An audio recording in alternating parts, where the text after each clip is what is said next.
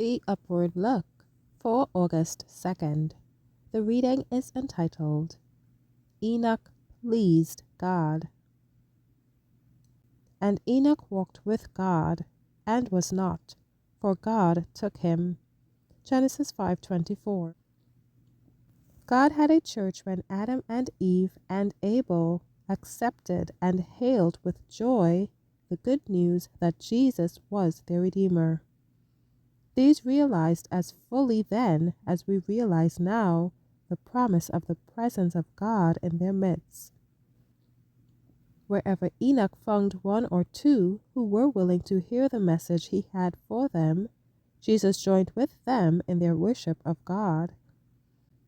In Enoch's day, there were some among the wicked inhabitants of earth who believed. The Lord never yet has left his faithful few without his presence, nor the world without a witness. Enoch was a public teacher of the truth in the age in which he lived. He taught the truth. He lived the truth, and the character of the teacher who walked with God was in every way harmonious with the greatness and sacredness of his mission. Enoch was a prophet who spake as he was moved by the Holy Ghost.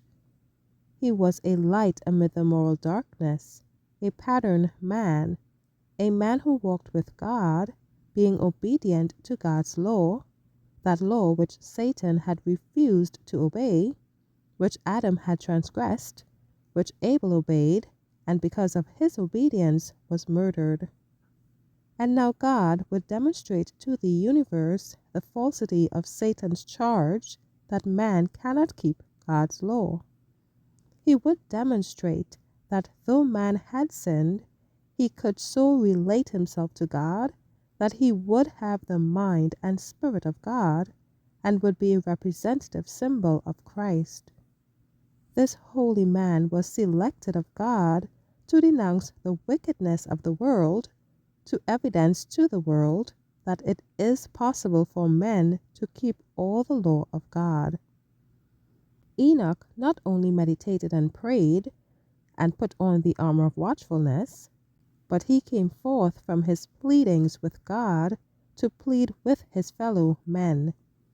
He did not mask the truth to find favor with unbelievers, thus neglecting their souls. This close connection with God gave him courage to work the works of God. Enoch walked with God and had the testimony that his ways pleased God. This is the privilege of every believer today.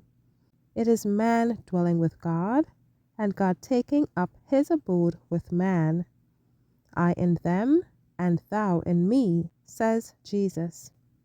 To walk with God and have the witness that their ways please him is an experience not to be confined to Enoch, to Elijah, to patriarchs, to prophets, to apostles, and to martyrs.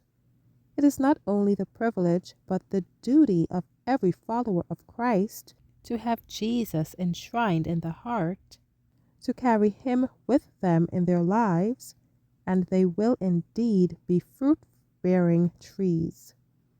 And they will indeed be fruit-bearing trees. Prepare to meet thy God in peace.